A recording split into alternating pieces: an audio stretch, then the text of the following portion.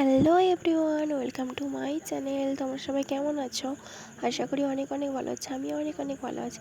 আজ ব্লগটা স্টার্ট করলাম একদম চান টান করে ফ্রেশ ট্রেশ হয়ে মায়ের হাতের গরম গরম খাবার খেতে কার না ভালো লাগে, তাই না? এই আলু মাখেটা মায়ের হাতের বিরিয়ানির স্বাদকেও হার মানায়।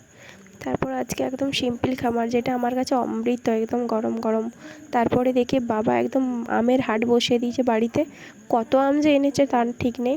তারপরে আমি তার থেকে একটা আম নিয়ে খাই, ভাত টাত খেয়ে দিয়ে। সত্যি বলতে আমটা এত মিষ্টি কী বলবো।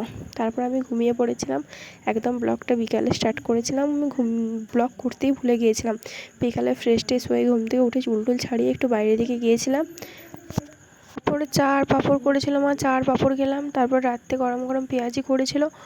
আমি মুড়ি খাবো বলে ভাত আর খাইনি, এই ঠান্ডার কারণে। আমি মুড়ি খেতে থাকি। তোমরা চ্যানেলটা লাইক কমেন্ট সাবস্ক্রাইব করে পাশে থেকো। Bye bye.